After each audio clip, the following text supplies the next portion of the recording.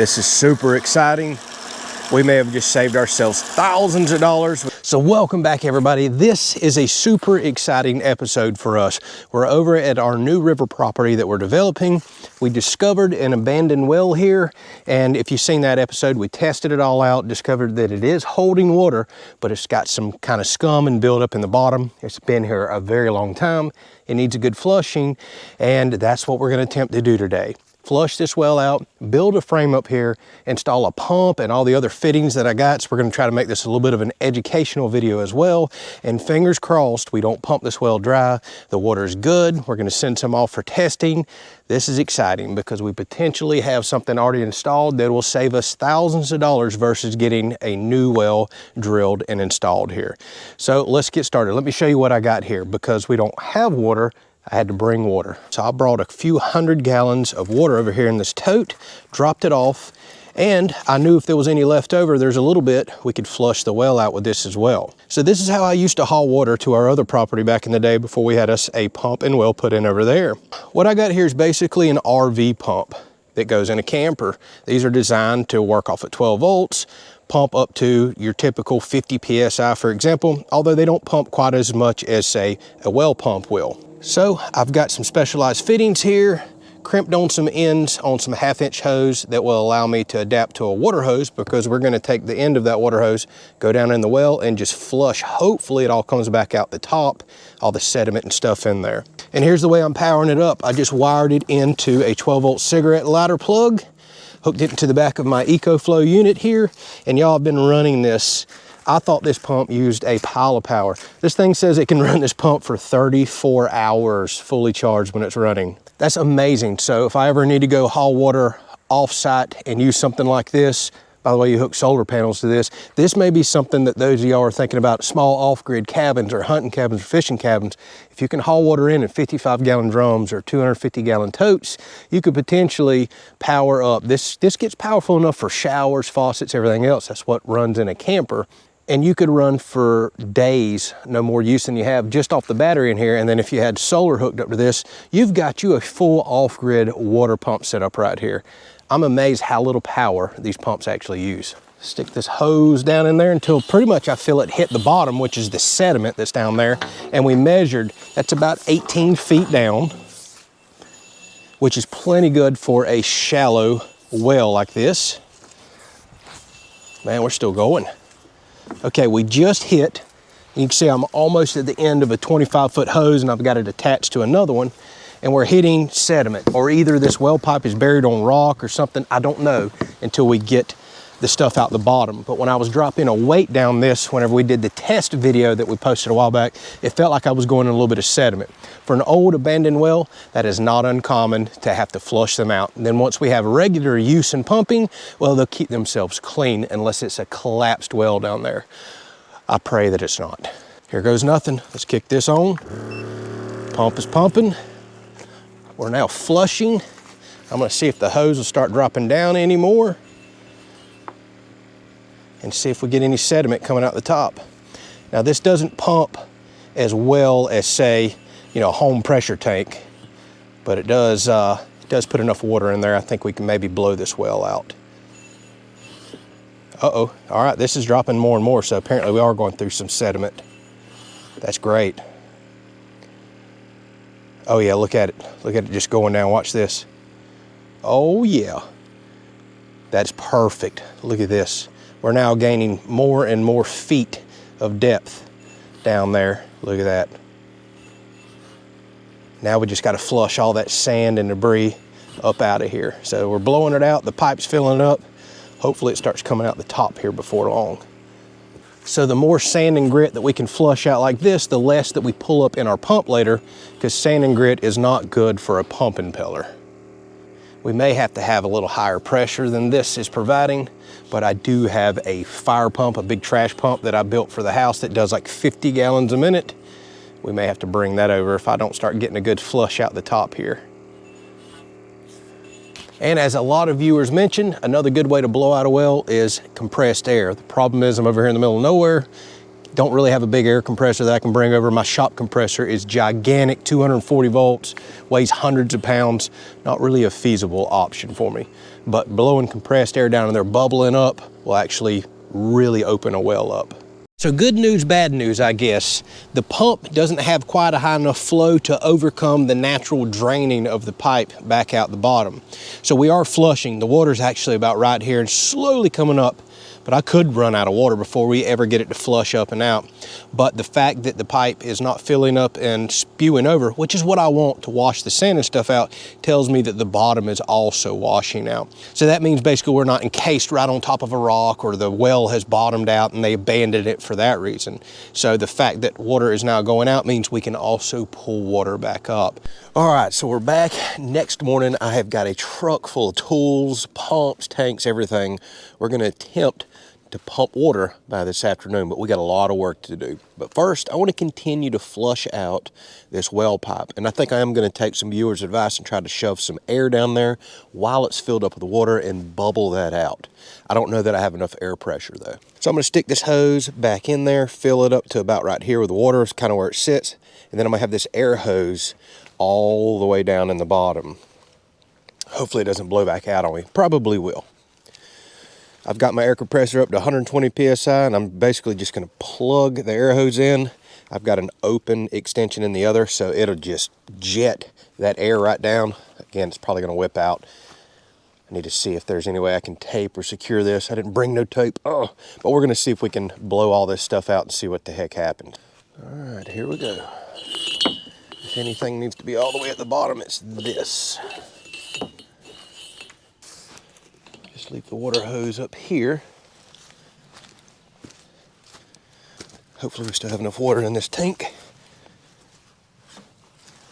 Kick our pump on. All right, I don't know that it's going to fill up any more than where it's at. It's still a few feet down, but I'm going to go ahead and start jetting it with the air. Let's see what happens.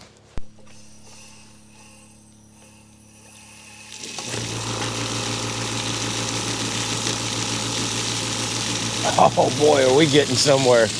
I'm seeing dirt and stuff coming out everywhere. Oh great, that's working awesome. Check that out.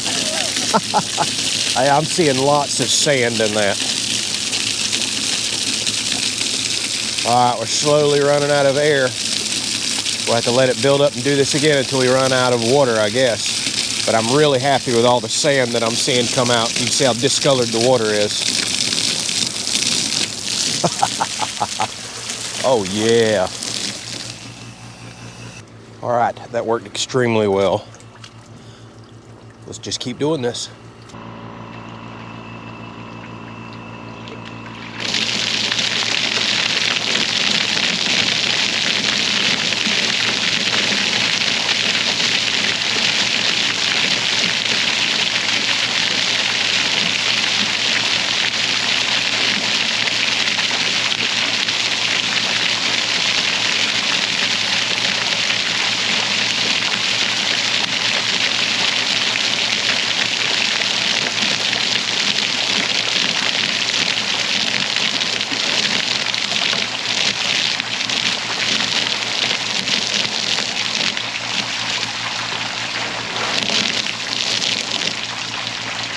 All right, so after spending almost an hour flushing this well out because it's ridiculously slow with that tiny little compressor over there, although it worked well, you'd have to cut it off, let it build up pressure, dump it back in there, blow it all out, fill it up with water.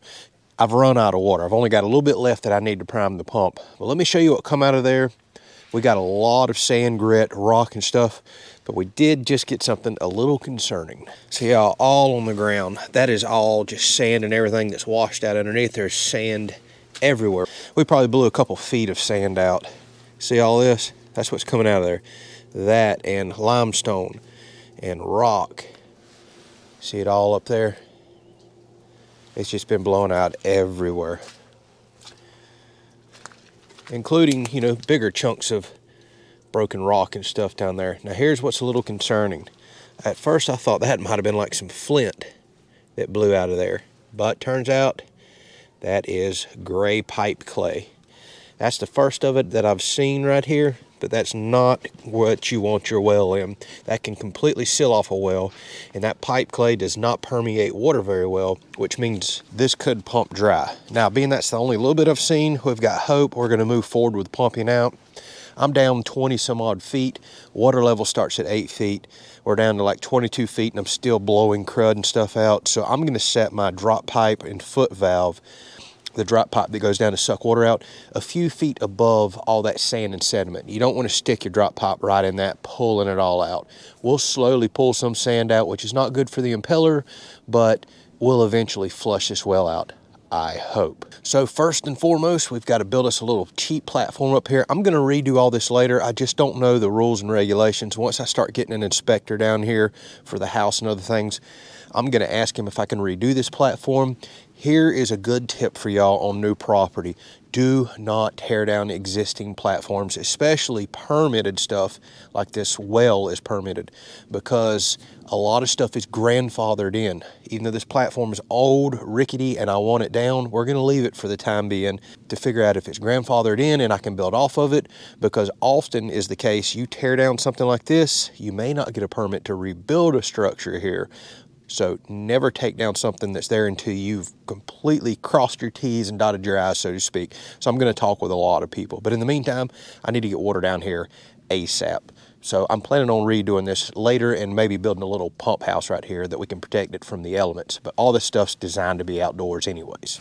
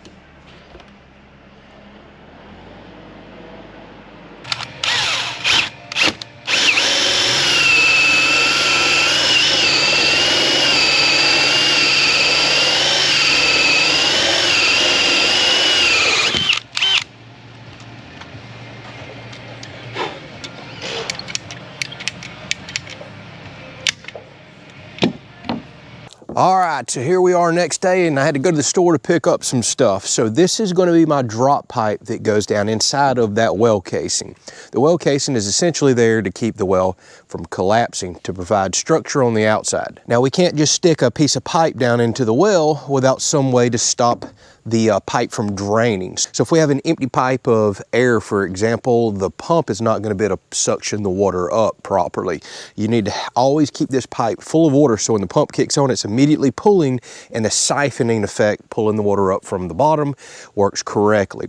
So there's two ways you can do that. Up top, you can put what's called a check valve in. It's a one-way valve with a plunger that holds water in. But the proper thing to do with these shallow wells is to put what's called a foot valve down at the bottom. So this right here is to keep rocks and debris out from the plunger that's on the inside. So what you see inside of it right there is a plunger in the bottom with a rubber seal, and it's spring loaded. So essentially what's going to happen is we're going to thread this onto the end of this pipe. We're going to prime it from the top, fill this pipe full of water so the pump has something to immediately grab a hold of.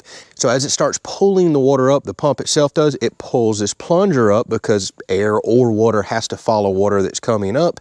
It's able to pull water into this right here, and then whenever the pump cuts off, this plunger slams closed and our pipe always stays full of water. So next time the pump engages, it's immediately pulling water again, and that's how this all works. So since we know we still have contaminants and all at the bottom of the well, I'm going to set this a few feet above the bottom of the well. You typically do that anyways. You always drill your well further than where your drop pipe itself is going to sit.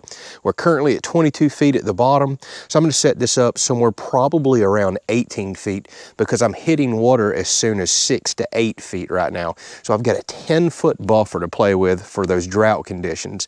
We just don't see drought enough around here, and water tables drop enough that I feel like I'm ever going to lose water with a 10-foot buffer that we have right there.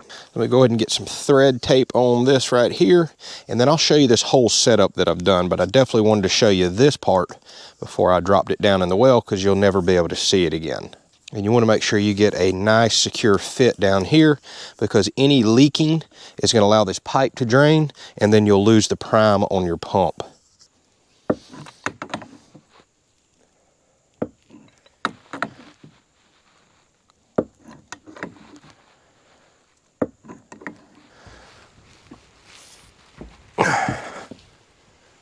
Oh boy, this is interesting.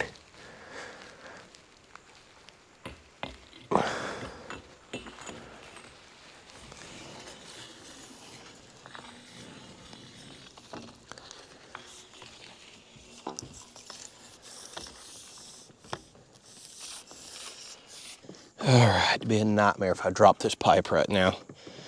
I don't know how I would get it out. All right, so depending on the type of pump you get, it is very common for water pumps to be dual voltage. This one runs on 115 volts or 230. So what you do is pop this cover off, and there's a selector switch in there to go to 115 or 230. I've already put it on 115 because I'm just going to run this temporarily with the extension cord over to our temporary power pole. I've just went to town and applied for an electrical permit to run power to the barn, and we'll go ahead and tie this on that permit as well, and then we'll trench and run a power wire over here, flip and go back to 230 volts because these pumps run much more efficiently on the higher voltage. So while we're waiting on all this glue to set up, let me explain what I have done here. There's many different ways you can put in a well tank and well pump. This is just a quick, efficient, cost-effective way that I've done over here. Remember how I was telling you we have to prime this pump. So we're going to take this out in a little bit. You got to fill the pump casing up with water. You never want to run a pump dry.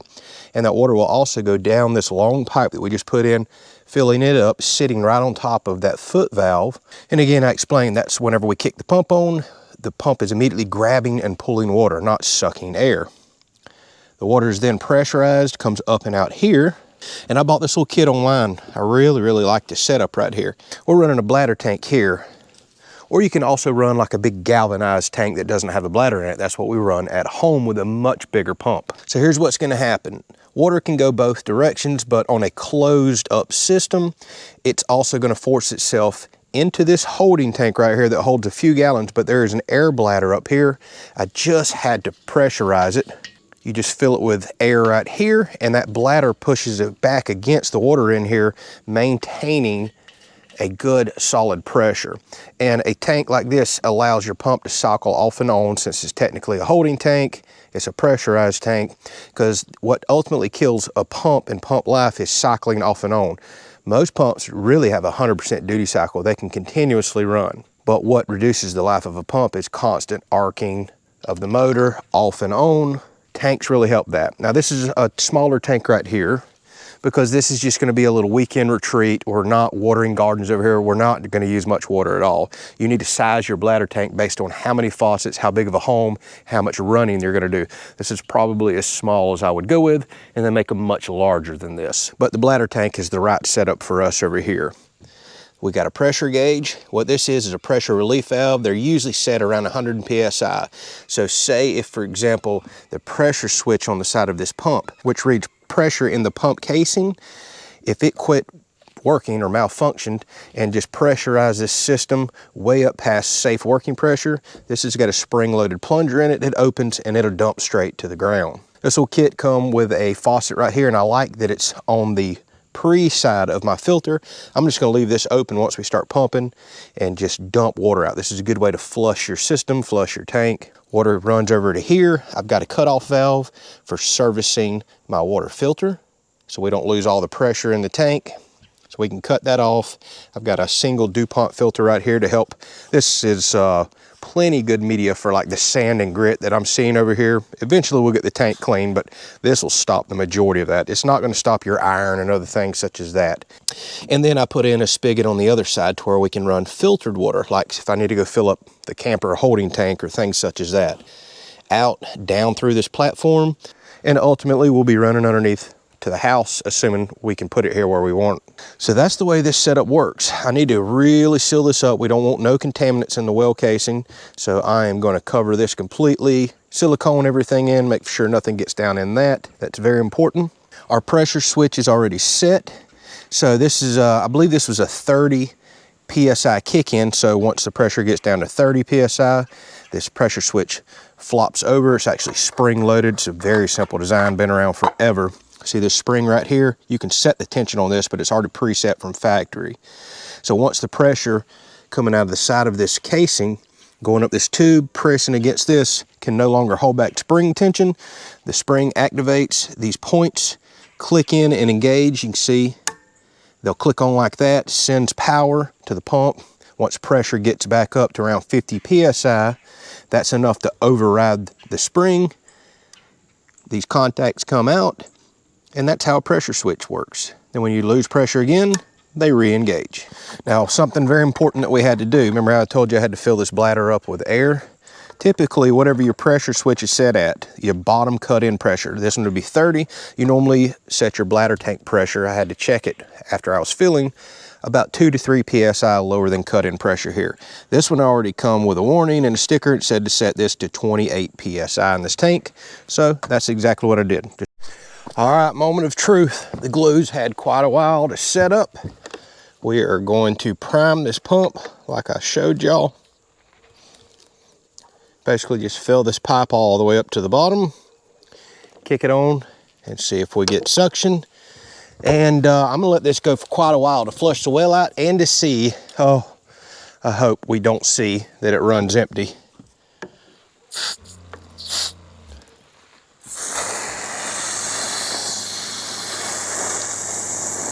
All right, y'all, I just realized I was talking to a camera with a dead battery, so I don't know how much y'all missed, but I think you get the gist. The little fill hole on the top side of the pump, I just filled it up with water from the tote, so the pipe filled up to prime it like I explained earlier. Plugged this in, it didn't work, so I primed the pipe again. It wasn't quite full, there was an air pocket in it. Boom, we've got water. And we've been running about 6 or 7 minutes. I'm dumping out of this spigot here, and I got that pipe dumping straight to the ground. That's why we're so flooded. So I've got both valves open so the pump doesn't cut off. I'm not trying to fill the bladder tank right now. I'm just wanting to flush this well out. I am gonna let this pump run for quite a while until I go catch some water and see that we're not blasting sand and stuff out anymore. I'm hoping this is gonna really flush the well out. Now, I do have a well water test kit that we're gonna run. It does like 20 different parameters from hardness to iron to just everything you could think of. Also, it does bacteria. That's very important for a well like this that's been sitting. So we're wanting to do bacteria test, hardness test, everything else to see what type of system we're gonna need out here and if this is safe to use. All right, y'all, this is really exciting. This and power is the two most important things to have at a property, and honestly, water is more important because heck, I can run solar and stuff over here if I needed to, but obviously that's power as well. This is super exciting. We may have just saved ourselves thousands of dollars with this well that was already here. Now that we don't appear to, at the moment, have to get somebody in to drill us a new well. All right, so moment of truth. I've had this running for close to an hour. I've got it dumping underneath and coming out the hose over here. It was really, really muddy earlier, but I can already tell it's looking cleaner. I still do see some sand in it. Let's see if I can show you in my hands. All right, you can see it's not crystal clear, but it's a lot better than it was. So we are clearing up. That's awesome. We may have to flush this for a really long time, but I'm pleased I'm already seeing a change. Plus, there's only just a slight, and I mean ever so slight, sulfur smell to it. I was afraid it was gonna be really bad. That's common for water down here. We actually have a slight sulfur smell on our water back at home. So thus far, I'm pleased with what I'm seeing. Ultimately, we're gonna have to do the full water test and see all the parameters of the water, and again, make sure it's safe before we can call this 100% success. It's probably realistically gonna be another week or so before we get the test kit in and then get all those test results done. I think it's the bacteria type test. They've got to sit 24, 48 hours. I forget all the rules to this, but it's something we definitely have got to get done. All right, y'all, thanks for watching. This was a fantastic episode. So excited to have some water over here. We'll keep you posted on the results. Catch y'all on the next one.